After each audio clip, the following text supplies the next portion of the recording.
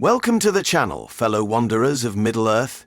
Today we delve into a question as tangled as the webs of Cirith Ungol itself. Could Shelob, the great spider of the Duath, have spawned a new line of monstrous spiders in the waning years of the Third Age? This theory, woven from the threads of Tolkien's deep lore, touches on the dark corners of his world, where ancient horrors linger and the shadow of Ungoliant still echoes through the ages. To explore this, we must reach back to the Elder Days, when the world was young and the great spiders first cast their webs across the land. To understand Shelob's potential to spawn a new line, we must first recall her origins.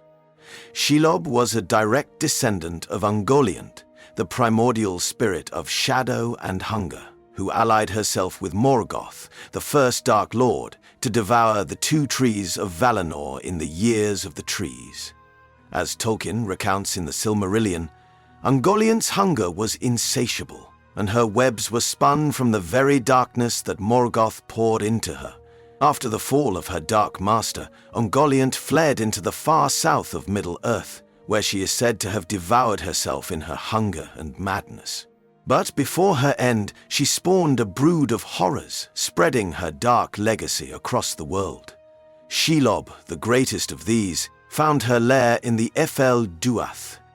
Unlike her dark ancestor, Shelob's existence is marked by a savage cunning and an undying hunger for flesh rather than just light. Tolkien describes her as a creature of pure malice and appetite, a self-proclaimed last child of Ungoliant to trouble the unhappy world. This claim, however, is not necessarily definitive. Though Shelob herself may have been the last of her line in spirit and stature, this does not mean she lacked the capacity to produce offspring. In fact, Tolkien subtly hints that Shelob was not alone in the vast webs that choked the passes of the Western Mountains. The lands around her lair were crawling with lesser broods, smaller but no less vicious spiders, whose origin remains murky but is likely linked to her ancient line. This raises a compelling question. Could these lesser spiders be her offspring, or merely distant kin, part of a broader lineage tracing back to the dark heart of the Elder Days? It is worth noting that Tolkien's world is often marked by the persistence of ancient bloodlines, both noble and foul. Just as the blood of Númenor ran in the veins of Aragorn, so too might the corrupted essence of Ungoliant have found new life through Shelob's descendants, spreading her terror long after her death. And what of their spread? By the late Third Age, these creatures had clearly multiplied, for Mirkwood itself was infested with giant spiders, which Bilbo encountered in The Hobbit. Though these spiders are never directly connected to Shelob in the text, they share her vicious nature, a taste for torment, and the ability to communicate in the common speech, hinting at a shared dark heritage. Could it be that, while Shelob herself perished, her monstrous lineage endured, spreading her legacy of darkness into the Fourth Age? Stay tuned as we dive deeper into this theory, exploring Shelob's dark potential as a mother of monsters and the broader implications for the world of Middle-earth. Don't forget to hit that like button and subscribe for more journeys through the shadowed paths of Tolkien's world. As we continue our descent into the shadowed layers of Middle-earth, it's crucial to consider the nature of Shelob herself. Unlike her ancient forebear Ungoliant, who embodied a dark, almost cosmic hunger, Shelob was a physical creature of Middle-earth, bound by the natural cycles of growth and reproduction, even if twisted by the darkness of her bloodline. Tolkien describes her as a thing both foul and terrible, with a body swollen and grotesque, covered in a hide so thick that even the blade of Samwise Gamgee, the enchanted elven blade sting, could barely wound her. Yet despite her grotesque form, Shelob retained a cruel intelligence, weaving her webs with purpose and cunning, ensnaring orcs and unwary travelers alike. Given this, it is not unreasonable to suggest that Shelob as a living creature might have reproduced over the centuries. The ecology of spiders, even monstrous ones, generally involves prolific reproduction, often with many small offspring, some of whom might perish quickly, while others survive to spread their mother's darkness. It is worth noting that Tolkien never explicitly states that Shelob had no offspring, only that she was the last child of Ungoliant. This leaves the possibility open that her own progeny could have lurked in the hidden crevices of the Duath or spread into other dark corners of Middle-earth. Indeed, we see this echoed in the giant spiders of Mirkwood encountered by Bilbo Baggins in The Hobbit. These spiders, though not directly connected to Shelob in the text, share her taste for terror and her ability to speak, a trait perhaps inherited from their shared ancestry with Ungoliant. The notion that these creatures might have descended from Shelob, or at least shared a common origin, is not far-fetched. Mirkwood itself was once known as Greenwood the Great, a forest untainted by the darkness that later crept into its bowels as Sauron, in his guise as the Necromancer, returned to power in Dol Guldur. This leads us to a fascinating possibility. As Sauron's shadow spread across Middle-earth in the late Third Age, it may have awakened or emboldened dark creatures like the descendants of Shelob, calling them to his service or simply driving them to greater acts of malice. We know from Tolkien's writings that evil in his world often spreads like a contagion, corrupting not only the hearts of men but the very land itself, twisting even the most innocent creatures into servants of the shadow. Moreover, if Shelob had indeed spawned a new line of spiders, their spread would likely follow the same paths of corruption as other dark creatures, lurking in forgotten places and thriving in the darkness. This might explain why the spiders of Mirkwood grew so bold and numerous in the years leading up to the War of the Ring, weaving their webs not just in physical spaces, but in the minds and hearts of those who ventured into their territory. The very air around them became thick with malice and dread, a testament to the lingering power of Shelob's dark legacy. And yet, Shelob's brood, if it existed, would not have simply followed in her footsteps as mindless predators. Like their dark forebear, these creatures would likely have inherited some fragment of her cunning and malice, perhaps even the glimmer of twisted, shadowed thought passed down from Ungoliant herself. This would make them not just physical threats, but manifestations of an older, darker evil, a living reminder of the terror that once walked openly in the light of the two trees of Valinor. But could these creatures have endured beyond the fall of Sauron and the dawn of the Fourth Age, or would they have been hunted to extinction as the free peoples reclaimed their lands from the darkness? This question, like so many in Tolkien's world, remains shrouded in shadow, a whisper of fear that lingers long after the last echoes of battle have faded. Stay with us as we weave our way deeper into this tangled web of speculation and lore. If you're enjoying this dive into the darker corners of Middle-earth, be sure to leave a comment and share your thoughts on this theory. As we push further into the darkened depths of this theory, we must consider the implications of Shelob's potential offspring in a broader context.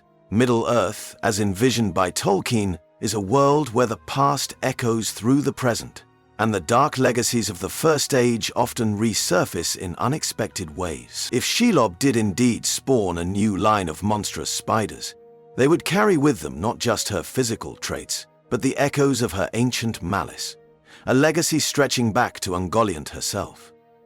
This connection is critical, for it ties these spiders not just to the natural world, but to the very fabric of Middle-earth's dark history. We know from the Silmarillion that Ungoliant was no mere beast, but a creature of immense, almost cosmic malice, a spirit that had taken physical form, corrupted by Morgoth's influence and driven by an all-consuming hunger for light and life. In this, Shelob and her potential descendants share a darker heritage than even the fell beasts of Mordor or the wargs of the Misty Mountains. They are echoes of that ancient corruption, reminders of a time when the very light of the world was under siege by beings of unimaginable darkness. Yet, even as Shelob's physical form was born from the darkness, she was also shaped by the natural cycles of Middle-earth. Unlike Ungoliant, who was likely a spirit of the void given form, Shelob lived, hunted, and thrived as a predator in the physical world. This distinction is critical, for it means that her potential offspring would inherit not just her hunger, but also her cunning and adaptability, traits that might have allowed them to survive even as the light of the free peoples spread across the world. The evidence for this comes not just from Shelob herself, but from the presence of the giant spiders in Mirkwood. These creatures, described in The Hobbit as cunning, cruel, and capable of speech, bear a striking resemblance to Shelob's own malice and hunger for flesh. They spin their webs with a malevolent intelligence, trapping not just the bodies of their prey, but their very minds, wrapping them in webs of fear and despair before the final strike. This psychological terror, this ability to evoke dread beyond their physical danger, is a hallmark of Ungoliant's line, suggesting a shared lineage that extends far beyond simple physical resemblance. Moreover, the geography of Middle-earth itself supports the idea of a broader spread of Shelob's descendants. The spiders of Mirkwood, for example, dwell in a forest tainted by Sauron's influence, a place where the shadows grow long and the air itself seems to whisper of ancient fears. It is a fitting habitat for creatures born of darkness, their webs choking the life from the trees, just as their venom does from the veins of their prey. This environment, where evil festers and multiplies, would have provided the perfect breeding ground for Shelob's brood, allowing them to thrive even as the power of the Dark Lord grew in nearby Dol Guldur. Yet, despite this, the spiders of Mirkwood are not explicitly described as Shelob's offspring in Tolkien's texts, leaving their precise origins a tantalizing mystery. They could be distant kin, descended from other creatures of shadow that survived the ruin of Angband and the breaking of Beleriand, or they might indeed be the direct descendants of Shelob herself, a dark echo of her hunger and malice. This ambiguity is a testament to the depth of Tolkien's world, where even the smallest creatures carry the weight of forgotten ages and long-lost wars. If this is the case, then it is possible that Shelob's brood might still haunt the dark places of Middle-earth in the Fourth Age, lurking in the shadows of forgotten forests and deep, untraveled caverns. Perhaps even now, as the free peoples rebuild their shattered lands, the descendants of Shelob spin their webs in secret, waiting for the day when the light fails once more and the shadows reclaim their ancient dominion. As always, thank you for joining us on this journey into the darkened corners of Middle-earth. If you're enjoying this exploration of Tolkien's hidden horrors, please like and subscribe for more deep dives into the lore of Arda. As we continue our journey through the shadowed webs of Shelob's possible lineage, it's important to consider how her potential offspring might have impacted the broader world of Middle-earth. If Shelob did indeed spawn a new line of monstrous spiders, their influence would not have been limited to the dark corners of the Ephel Duath or the dense, twisted boughs of Mirkwood. In fact, their presence could have subtly shaped the fears and legends of men, dwarves, and even elves in the late Third and early Fourth Ages. Consider the fearful whispers of the woodmen and Beornings who dwelt near Mirkwood, a forest so choked with webs and shadows that it was said to have a life of its own. These hardy folk, skilled in the ways of the wild, would have known the difference between a mere predator and a creature of true malice. For them, the giant spiders of Mirkwood were not just a threat to life and limb, but a symbol of the dark forces at work in the world, a reminder that the shadows of Morgoth and Ungoliant had not been fully driven from Middle-earth. Even the elves of Thranduil's realm, though mighty and wise, were not immune to this creeping darkness. Despite their long years and deep wisdom, even they had become wary of the shadows that crept ever closer to their halls. In The Hobbit, we see these elves capturing and imprisoning Thorin and his company, their mistrust and isolation perhaps a reflection of the encroaching darkness that surrounded them, a darkness given form by the spiders that hunted their borders. This fear, this sense of ever-present threat, would have only grown as the power of Sauron waxed in nearby Dol Guldur, his influence seeping into the very roots of the forest. As the necromancer, Sauron might have even subtly encouraged the spread of these monstrous spiders. Recognizing them as creatures born of the same darkness, he sought to spread across Middle-earth. Their webs, like the Rings of Power themselves, were tools of control and domination, choking the life from the land and its inhabitants, drawing them ever closer to despair and submission. Yet despite this, the spiders of Mirkwood were ultimately undone by their own nature. Just as Shelob's hunger led her to strike against Frodo and Sam without thought for the greater schemes of Sauron, so too did her potential offspring prove too wild, too fiercely independent, to be bent entirely to the Dark Lord's will. They were creatures of chaos and hunger, driven by a primal urge that could not be fully controlled, even by one as cunning and powerful as Sauron. This independence, this defiance of even the greatest of the Dark Lords, may be one of the most chilling aspects of Shelob's potential brood. For while the orcs and trolls of Sauron's armies might march to his orders and die at his command, the spiders are creatures of a deeper, older darkness, a force that answers to no master but hunger and malice itself. In this they echo their ancient forebear Ungoliant, whose betrayal of Morgoth set the stage for one of the darkest chapters in the history of Arda. This independence might also explain why the spiders of Mirkwood, though numerous and dangerous, never fully conquered their territory. Though they held sway over much of the forest, their chaotic nature likely prevented them from ever fully uniting against the elves and men who opposed them. Instead, they remained a constant creeping threat, a whisper of fear in the shadows, but never an organized army capable of true conquest. As the light of the Fourth Age dawned, it is likely that these creatures were hunted down or driven into deeper, darker places, their webs swept away and their nests burned by the free peoples as they reclaimed their lands. And yet, as with all things in Middle-earth, the shadow never truly fades. It merely retreats, biding its time, waiting for the day when the light falters once more, and the creatures of darkness creep forth from their hidden lairs. Thank you for walking with us through this shadowed path. If you're finding these explorations of Tolkien's world as fascinating as we do, don't forget to like, share, and subscribe for more deep dives into the hidden corners of Middle-earth. As we reach the final threads of this tangled web, it is fitting to consider the broader implications of Shelob's potential offspring for the world of Middle-earth. If the descendants of Ungoliant survived into the Fourth Age, their presence would serve as a grim reminder that evil, once unleashed, can never be fully extinguished. Like the long shadows cast by the fading light of the two trees, these creatures would continue to haunt the dark places of the world, their hunger and malice a living echo of the First Age. But what of their fate in the years after the War of the Ring? With the defeat of Sauron and the restoration of peace to Middle-earth, it might seem that creatures of such malice would have no place in the new order. Yet, Tolkien himself often emphasized that evil is never truly vanquished, merely diminished and driven into the forgotten corners of the world. Just as Morgoth's shadow lingered in the hearts of men long after his defeat, so too might the brood of Shelob endure, a whisper of darkness in the deep, untamed wilds of Middle-earth.